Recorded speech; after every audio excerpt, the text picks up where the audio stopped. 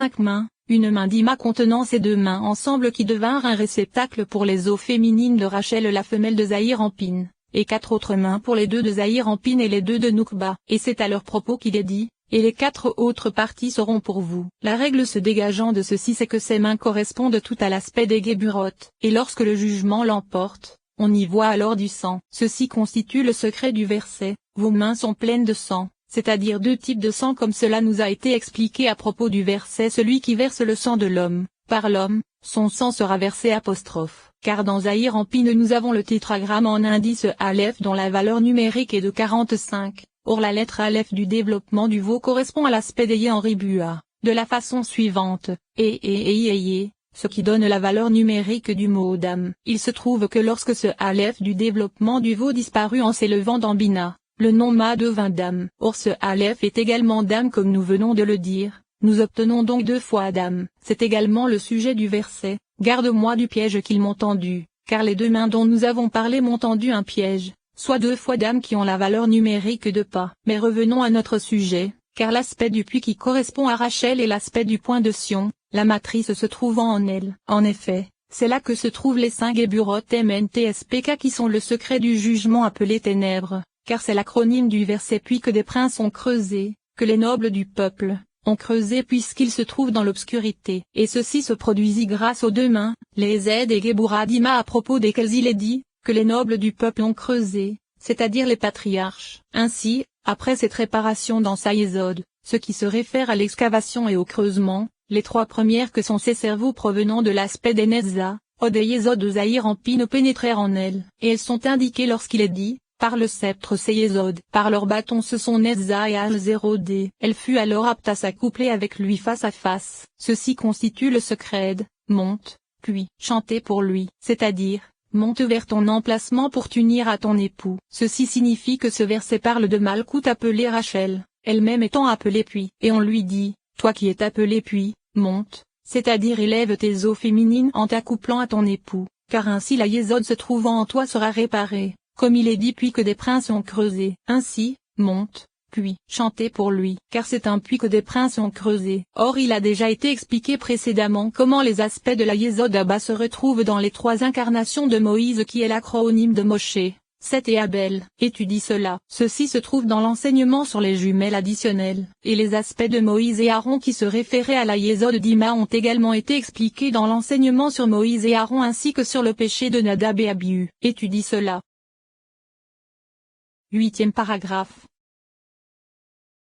Nous allons maintenant expliquer d'autres aspects de cette Yesod Abba se trouvant à l'intérieur de Zahir Ampin et qui sont l'arche, le propitiatoire et la bordure en or qui se trouvait dessus. Ainsi, il nous a été expliqué que la Yesod Abba qui se revêtit de Zahir Ampin est appelée Torah écrite. C'est le secret de ce que nos maîtres de mémoire bénis ont dit, le reste de sagesse se trouvant au-dessus de la Torah. C'est-à-dire que ce qu'il resta d'Abba appelé Okma est descendit c'est la Torah car elle provenait de sa Yesod qui se propagea à l'intérieur de Zahir Ampin. Et Jacob qui sortit de la clarté de cette Yesod fut également appelé Torah, mais nous n'allons pas expliquer cela maintenant. Revenons à notre sujet, car nous avons expliqué que lorsque les Assadim se trouvant dans la Yesod d'Ima sortirent et se révélèrent en deçà du torse de Zahir Ampin, elles ne sortirent pas dans un vêtement. En vérité, elles prirent avec elles la racine qui provenait de la Yesod d'Ima elle-même et s'en revêtirent pour ne pas sortir sans vêtement. Ainsi, le sujet de cette prise de vêtements c'est que l'orifice de la Yesod d'Ima n'était pas totalement ouvert car si cela avait été le cas les Assadim seraient sortis en bas en étant totalement exposés,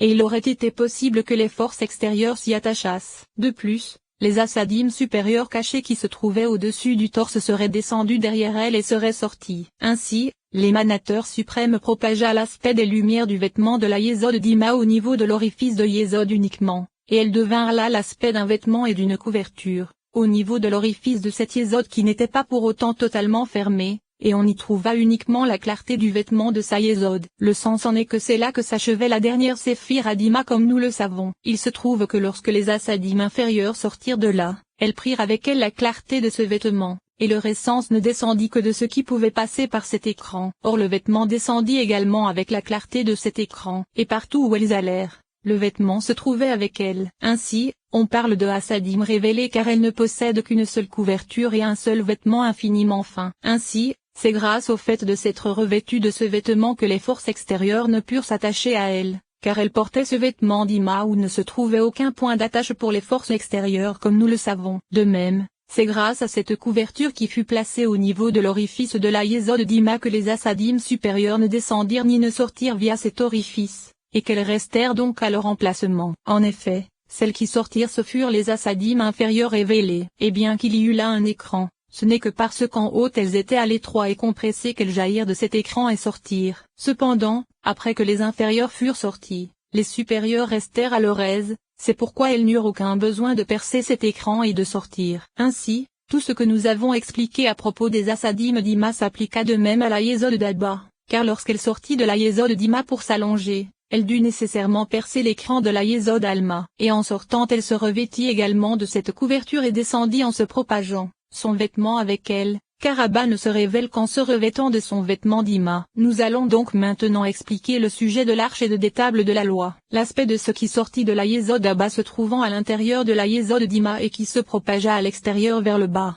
ce sont les deux aspects de l'arche et de la Torah. En effet, elle se propagea en longueur à l'image d'une arche. De plus, le mot Aaron a la valeur numérique de Neuzer et c'est également la valeur numérique de 72 plus 184 qui sont les Aoréim simples et développés du tétragramme en indice yésod se référant à la yésod Abba comme cela a été indiqué à propos du pontife Aaron. Il se trouve que le réceptacle de la yésod Abba est l'arche, et les lumières se trouvant à l'intérieur sont les tables de la Torah écrites. Le vêtement qui fut pris à la yésod d'Ima c'est le propitiatoire qui s'étendait sur l'arche. Or le mot akaporet a la valeur numérique 711. Le sujet en est que les trois lumières des Netza, Od et yésod d'Ima qui se revêtirent des cerveaux de Zahir en pin éclairaient la yésod d'Ima qui se trouvait au milieu d'elle. Ainsi, Netza correspond le nom Ya en indice Yod ayant pour valeur numérique 35. Et si tu multiplies Od par I tu obtiendras 30. Avec les 35 on obtient 335 pour Netza. Od correspond à Ya en indice et ayant pour valeur numérique et 30. Et si tu multiplies Od par E tu obtiendras 200. On obtient donc 230.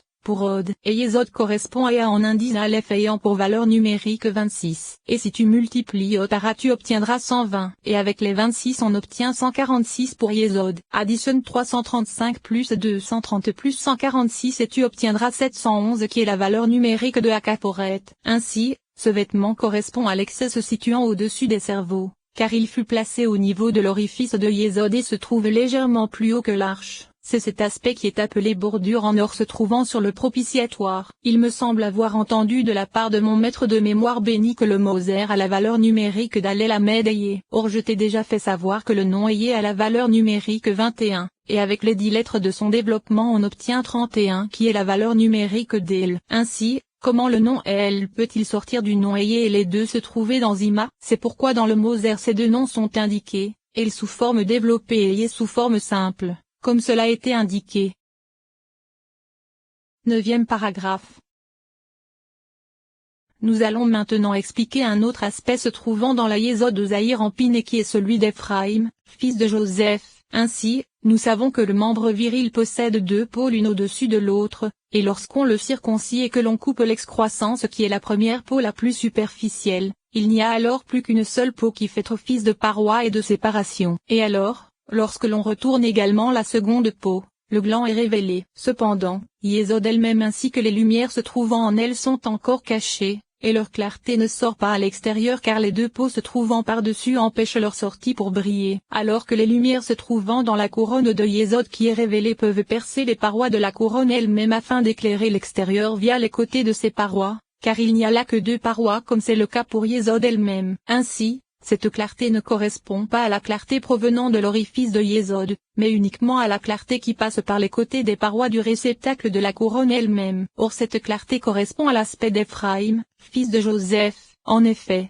la yésod de Zahir en pin c'est Joseph, et son fils Ephraïm c'est la clarté qui sort à travers les parois des côtés de la couronne se trouvant en elle. Mais j'ai oublié ce que j'ai entendu de la part de mon maître de mémoire béni quant à savoir s'il s'agit de la clarté qui sortit des côtés de la couronne à l'avant ou à l'arrière. Ainsi, Ephraïm peut se permuter en mi-Épher, car les 5 Geburot MNTSPK qui ont la valeur numérique d'Épher avec le kol furent donnés à la couronne de yésod appelée kol, ce qui correspond à la valeur numérique de mi. C'est donc Épher mi. Le sujet en est, comme cela nous a été expliqué, que dans yésod appelé kol sont contenus les 5 assadim provenant d'Ima, chacune en contenant 10, d'où la valeur numérique de mi, alors que les 5 géburotes provenant d'Ima furent données à la couronne de Yésod appelée Kol, car à partir de là elles furent données et se rassemblèrent dans la date de Rachel lui faisant face puisque c'est là que se fait la révélation pour les raisons que nous avons énoncées. Ainsi, elles purent jaillir et sortir via la couronne pour être données à la date de Rachel. Souviens-toi de cela. Cette clarté qui sortit de ces 5 géburotes vers l'extérieur correspond donc à l'aspect d'Ephraïm. Mais le mot Ephraïm peut aussi se comprendre comme une expression de fructification, et c'est ce que dit le verset, et le second il l'appela Ephraïm, car Elohim m'a fait fructifier dans le pays de mon malheur. Or nous savons que la fructification et la multiplication se réfèrent à la pénétration de la couronne.